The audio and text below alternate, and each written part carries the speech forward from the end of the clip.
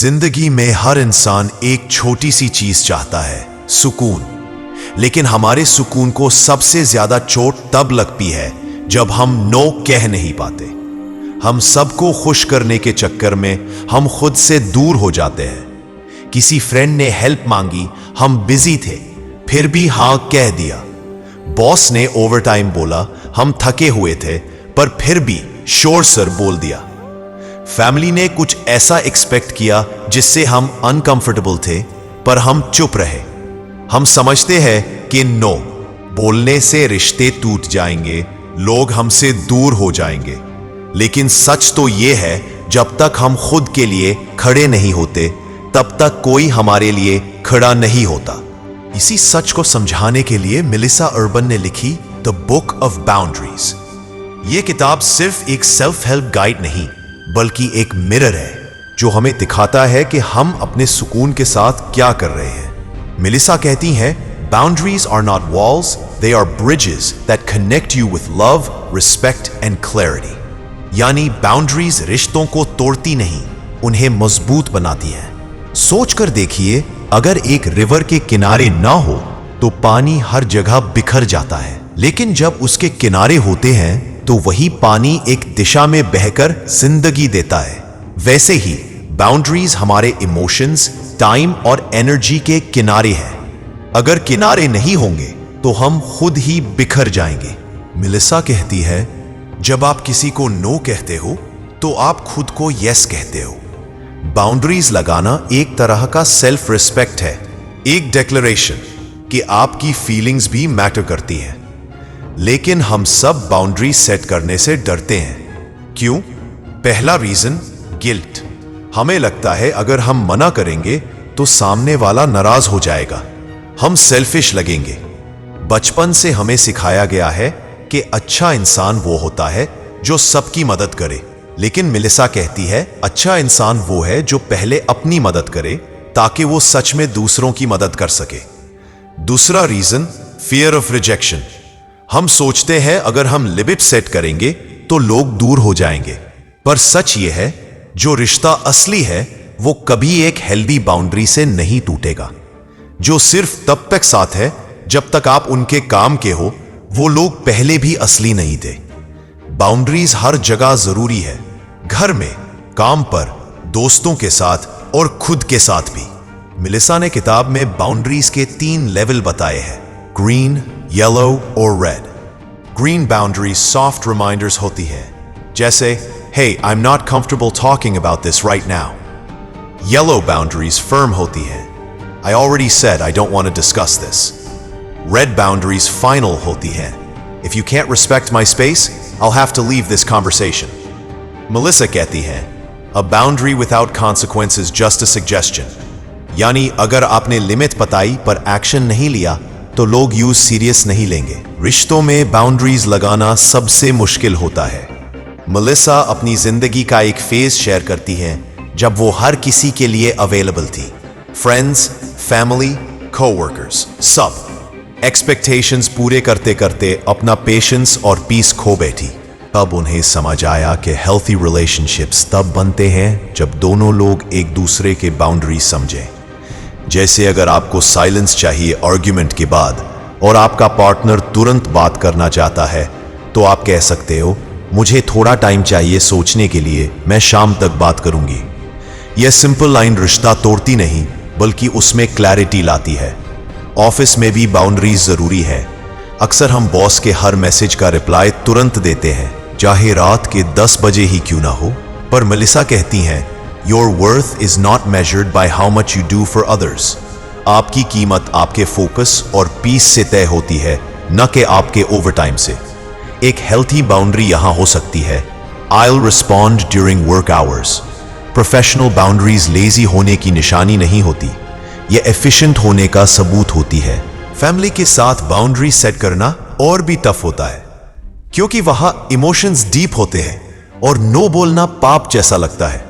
पर मेलिसा कहती है, love without boundaries leads to resentment. अगर आप फैमिली से इतना प्यार करते हो कि अपने लिमिट्स तोड़ देते हो, तो वो प्यार धीरे धीरे दर्द बन जाता है। अगर कोई रिलेटिव बार बार आपके पर्सनल लाइफ में इंटरफेयर करता है, आप कह सकते हो, मैं अप्रिशिएट करती हूं आपकी कंसर्न, पर यह डिसीजन मैं खुद लेना चाहती हूं। यह लाइन रिश्ते तोड़ती नहीं, उन्हें ईमानदार बनाती है। दोस्तों के साथ भी यह जरूरी है। कुछ दोस्त होते हैं जो हर वक्त सिर्फ अपने प्रॉब्लम्स बताते हैं और आपका टाइम ले जाते हैं। ऐसे में बाउंड्री सेट करना गलत नहीं। आप कह सकते हो, मैं तुमसे बात करना चाहती हूं, लेकिन रात को मैं फोन साइलेंट कर देती हूं, या मैं तुम्हारी फीलिंग्स समझती हूं, पर मुझे अपना मेंटल स्पेस प्रोटेक्ट करना है। ये छोटी छोटी बातें आपको ड्रेन्ड होने से बचाती है। टेक्नोलॉजी के साथ बाउंड्री और भी जरूरी है। फोन, ईमेल, सोशल मीडिया, ये सब हमारे पीस के सबसे बड़े चोर बन चुके हैं। मेलिसा कहती है, every time you say yes to your phone, you are saying no to your peace. हम सोचते हैं बस 5 मिनट इंस्टाग्राम देख लेते हैं और फिर 1 घंटा निकल जाता है। बाउंड्रीज यहां सिंपल है। सुबह उठकर पहले 30 मिनट फोन नहीं देखो, डिनर के दौरान फोन साइलेंट रखो, या संडे को डिजिटल डिटॉक्स लो। ये छोटी छोटी आदतें आपको वापस सुकून दिलाती है।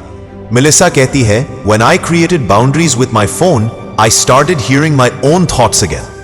आज हम इतने डिस्ट्रैक्ट हो गए हैं कि हम अपनी आवाज नहीं सुन पाते। बाउंड्रीज के जरिए हम अपने अंदर की आवाज वापस सुनना सीखते हैं।